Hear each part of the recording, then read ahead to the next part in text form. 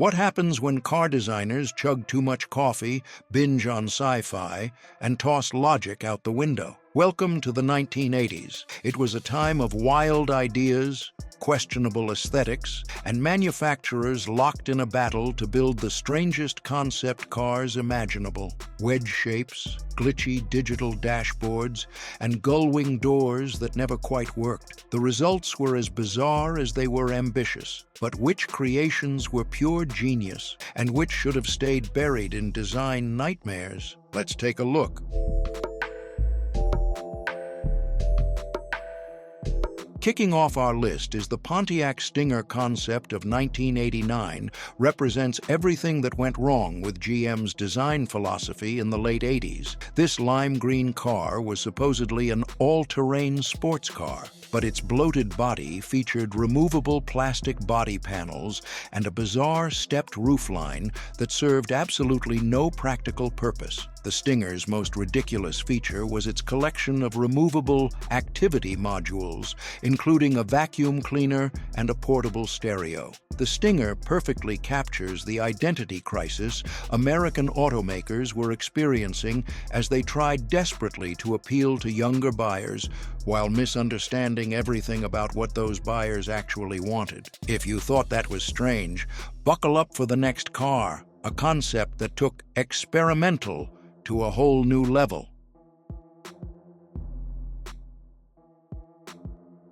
This open-air concept vehicle, based on a Volkswagen Golf platform, featured a motorcycle-inspired design with no doors, no roof, and motorcycle-style seating for 9 passengers arranged in 3 rows. Yes, you heard that correctly. 9 adults were expected to straddle bench seats as if riding motorcycles, exposed to the elements with minimal protection. The fact that passengers had to wear helmets while riding in this car should have been the first clue that the entire concept was fundamentally flawed. But ever wondered why it's called Machimoto? The name fuses the Italian words macchina, which means car, and motociclo, which means motorcycle, reflecting its unique design, blending the thrill of a motorcycle with the stability of a car. Next up is a concept that pushed the limits of aerodynamics, resulting in a design that looked more suited for a sci-fi movie than the streets.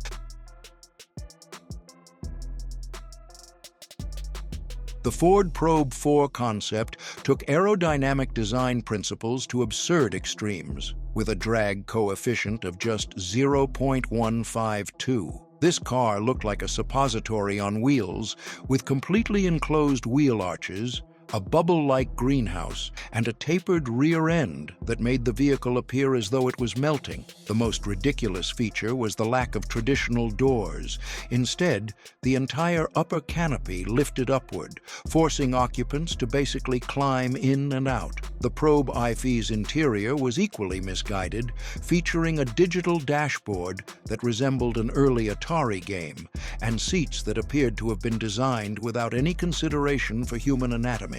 The Probe 4 represents an era when Ford mistakenly believed consumers would sacrifice everything for a few miles per gallon. The next concept took a sharp turn from aerodynamic experiments to an unusual mix of supercar ambition and minivan design.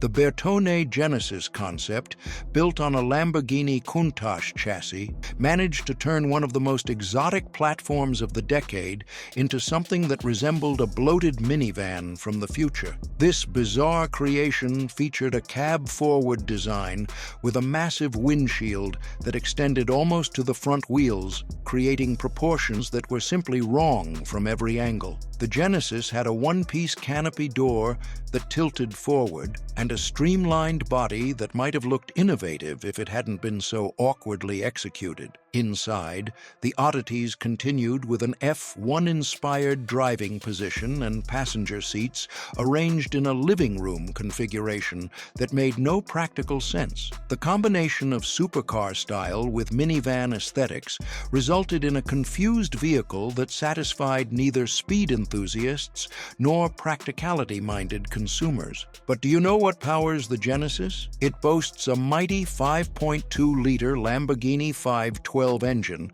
delivering 455 horsepower, which is borrowed straight from the Lamborghini Espada. Yet, despite its impressive power, the Genesis faced criticism for its handling, thanks to an underdeveloped chassis and a mismatched suspension setup. After the Genesis's failed attempt to blend supercar power with minivan aesthetics, the next concept went all in on futuristic design. The Oldsmobile Incas concept was proof that General Motors had completely lost the plot by the mid-'80s. This angular nightmare featured a wedge-shaped design so extreme that it made Lamborghinis look subtle by comparison. This car featured a wedge-shaped design so extreme that it made Lamborghinis look subtle by comparison. The most awkward design element was the front end, which featured hideaway headlight. Access to the interior was gained through scissor doors that were unnecessarily complicated and impractical for everyday use. The Incas represented Oldsmobile's desperate attempt to appear forward-thinking at a time when the brand was actually sliding into irrelevance. Moving from Oldsmobile's angular misstep, the next concept tried to blur the lines between sports car agility and off-road toughness. The result? A vehicle that didn't quite belong on either terrain.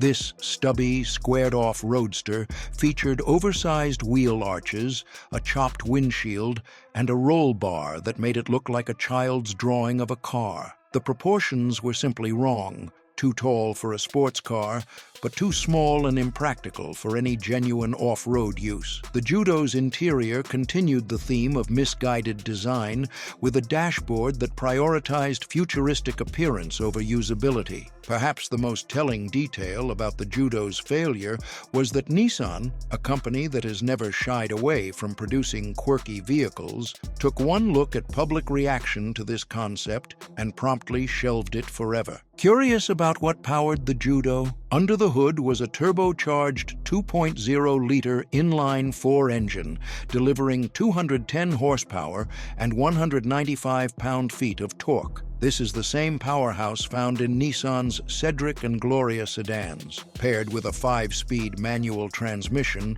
and Nissan's advanced total traction engineering system, TTES, the Judo brought all-wheel drive performance to the table. The next car was all about aerodynamic efficiency, but in the process, it abandoned any sense of style or personality.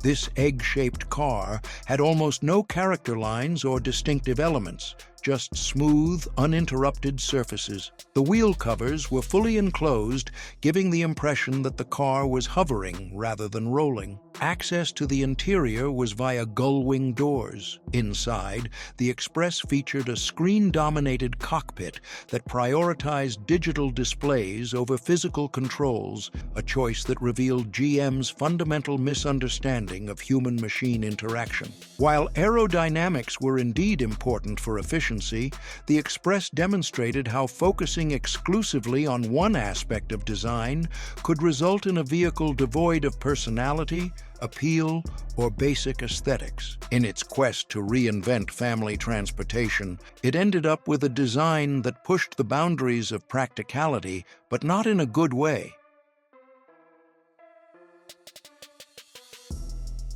This boxy minivan featured a completely flat front end, an excessively tall greenhouse, and proportions that defied conventional automotive design. The Orbit's party trick was its gull-wing doors, combined with a disappearing B-pillar to create a wide-open side access. While Volkswagen was trying to reimagine family transportation, the Orbit demonstrated how easy it was to cross the line between innovative and absurd. The concept's influence on later production minivans was thankfully minimal. Leaving behind Volkswagen's family-focused misstep, Ford's next concept embraced a futuristic vision, but didn't quite turn out well.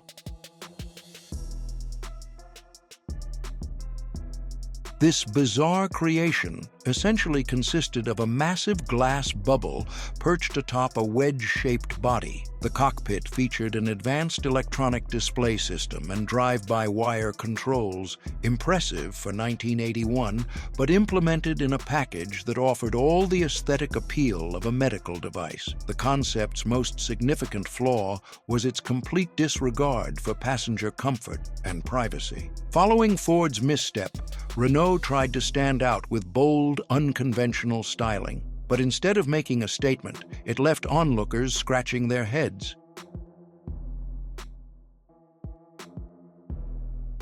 This compact hatchback featured an incredibly low nose and a high rear end, creating proportions that made it look like it was permanently braking hard. The greenhouse was a confusing mess of angles and surfaces that appeared to have been designed without any consideration for actual visibility or coherent styling. The Gabbiano's doors were hinged at the rear, opening suicide style to reveal an interior that was equally chaotic, with seats that appeared to float above the floor. While elements of the Gabbiano eventually influenced the Renault 11 and 9, the concept itself stands as a testament to how even accomplished design houses like Ital Design occasionally produced aesthetic disasters. By attempting to merge two vehicles into one, the next car ended up looking like a mismatched experiment that never quite came together.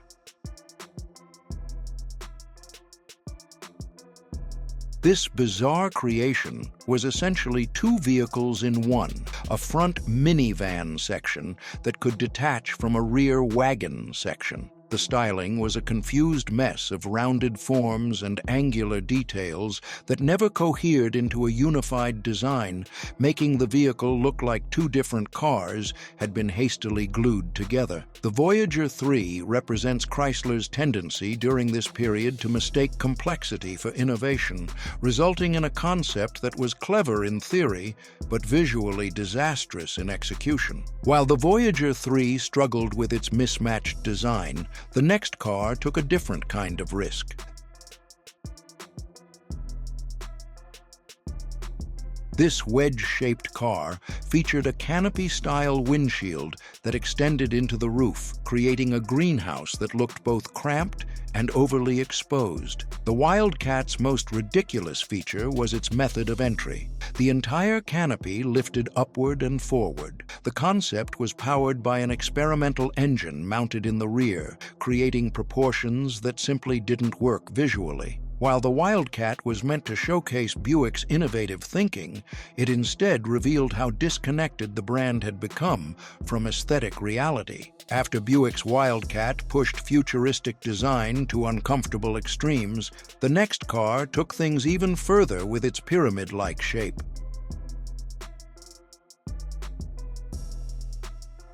The Citroën Karin concept might be the strangest interpretation of a pyramid on wheels ever created. This triangular car featured a cabin that tapered toward the top, creating a profile that was as impractical as it was ugly. The three-seat interior placed the driver front and center, with passengers set slightly behind on either side. The steering wheel and controls were mounted on a pod that extended from the dashboard. The car's exterior featured flat, angular surfaces, but since Citroën has a long history of unconventional designs, this wasn't a big surprise. Ever wondered what powered the Karin? Surprisingly, it never had a working engine, but on paper, it was imagined with a four-cylinder engine driving the front wheels, paired with Citroën's famous high-drop pneumatic suspension system, a concept that showcased innovation without ever hitting the road. The next car embraced aggressive styling and futuristic tech, but its excessive features made it more of a spectacle than a standout.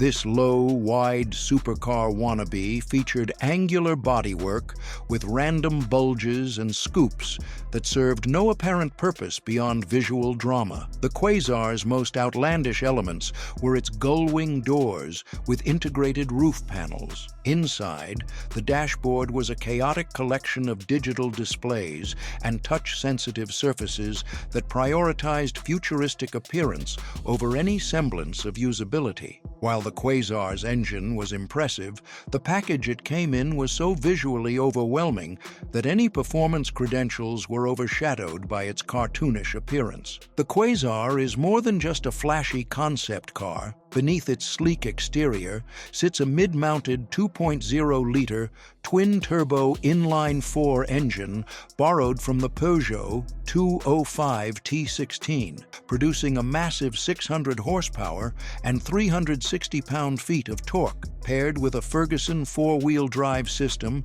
and Formula One-inspired double wishbone suspension with Bilstein dampers, it's built for performance. And those ventilated brake discs? They ensure it stops just as impressive as it goes. Prioritizing aerodynamics and engineering innovation, the next car sacrificed visual appeal, resulting in a concept that was more forgettable than futuristic. The Mazda MX-03 concept took aerodynamic principles to such extremes that it lost all visual appeal in the process. The MX-03's front end was so flat and featureless, while the rear featured a collection of random angles that never cohered into a unified design. The concept's most bizarre element was its three-rotor engine. The four-wheel steering system was innovative, but the X-03's styling was so aggressively bland that it failed to generate any emotional connection. If the X-03's downfall was its lack of visual excitement, the next car proves that too much design ambition could be just as problematic. The Ital Design Aztec concept took the idea of driver and passenger separation to absurd extremes. It featured a split cockpit design that physically separated the driver and passenger into individual pods, connected by a central spine. The exterior styling was a chaotic collection of scoops, vents, and angular surfaces that never cohered into a unified design. Most bizarre was the communication system that allowed driver and passenger to speak to each other because apparently Ital Design thought regular conversation was too conventional. While the Aztec's mid-mounted Audi 5-cylinder turbo engine was impressive, the concept's styling was so aggressively weird that it overwhelmed any technical merits. Think the Ital Design Aztec was just another concept car? Think again. Originally planned for a 50-unit production run in Japan, only 18 to 25 were ever made, which made this a rare gem for collectors. With auction estimates soaring between $275,000 to $325,000 USD, its bold design and innovative features from the late 80s still leave enthusiasts in awe. If the Aztec was a bold experiment in design, the next car was a lesson in how pursuing aerodynamics can sometimes lead to questionable results. This car featured a slippery shape with a low nose, high tail, and a greenhouse that appeared disproportionately small for the body. The result was a vehicle with awkward proportions that prioritized wind tunnel numbers over visual appeal. The Quicksilver's most awkward design element was its side profile, which featured a character line that drooped toward the rear. Inside, the concept featured a dashboard that angled all controls toward the driver, creating a cockpit that seemed needlessly complex for what was supposed to be a luxury sedan. While aerodynamics were indeed important for efficiency, the Quicksilver demonstrated how focusing exclusively on drag coefficients could result in a vehicle that looked more like a scientific instrument than a desirable automobile. If the Lincoln Quicksilver was a lesson in sacrificing style for aerodynamics, the next car was a reminder that too much creativity without practicality could result in design chaos. The The Subaru F624 Estremo concept proved that even sensible Japanese manufacturers occasionally lost their design compass. The Estremo featured a wedge-shaped body with a greenhouse that appeared to have been squashed from above, creating visibility that would have been challenging at best. The concept's most ridiculous feature was its 4 gull-wing doors, because apparently 2 impractical doors weren't enough. Inside, the Estremo featured a central driving position flanked by 2 passenger seats, creating an arrangement that prioritized symmetry over usability. The dashboard resembled a collection of geometric shapes, arranged randomly rather than a functional interface. While Subaru was trying to create something distinctive and sporty, the Estremo demonstrated how easily distinctive could become distinctively ugly when designers abandoned all restraint. The next car took a bold leap in technical innovation, but its lack of visual appeal left it struggling to make a lasting impression. The Mitsubishi HSR, highly sophisticated transport research, concept had a name almost as pretentious as its design. This aerodynamic blob featured a body with almost no character lines or distinctive elements. The HSR's greenhouse was disproportionately small compared to its body, creating the impression of a vehicle with poor visibility by design. The concept's most misguided feature was its active aerodynamic system, which adjusted various body panels automatically, an impressive technology implemented in a package that completely lacked visual drama or appeal. Inside, the HSR featured a cockpit that prioritized digital displays over physical controls, creating an interface that would have been as frustrating to use as the exterior was to look at. While Mitsubishi was trying to showcase its technical prowess, the HSR demonstrated how easily advanced engineering could be undermined by uninspired design. But what made the HSR stand out? It boasted an electronically managed 4-wheel independent suspension system, delivering superior handling and ride comfort. This cutting-edge technology didn't just end with the HSR. Instead, it paved the way for advancements in suspension systems found in later production vehicles. The next car leaned heavily into exaggerated design styles, resulting in a chaotic blend of sharp angles, mismatched proportions, and futuristic gimmicks.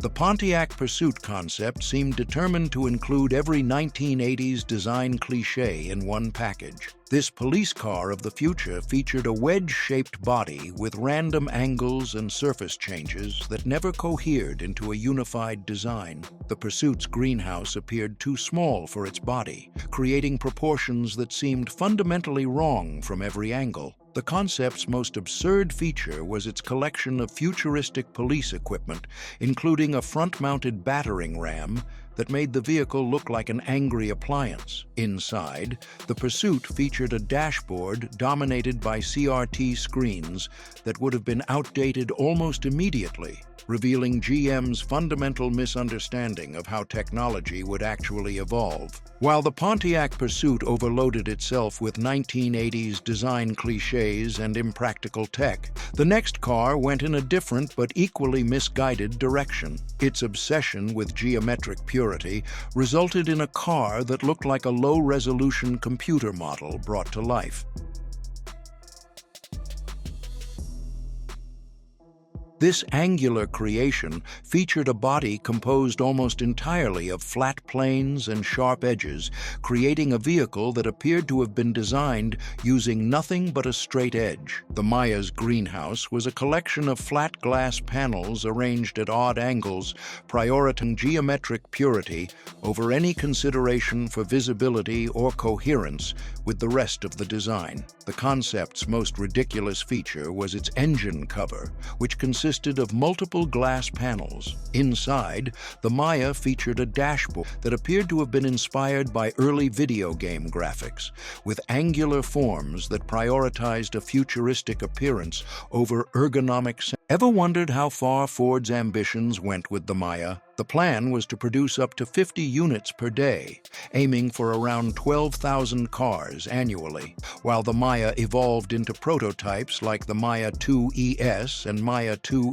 EM, with design tweaks and stronger engines, none made it to production. Yet, it still stands as a bold symbol of Ford's 1980s push into the sports car market. Unlike the Ford Maya, the next car sacrificed all aesthetic appeal in favor of practicality, ending up with a design that appeared clumsy and uninspired.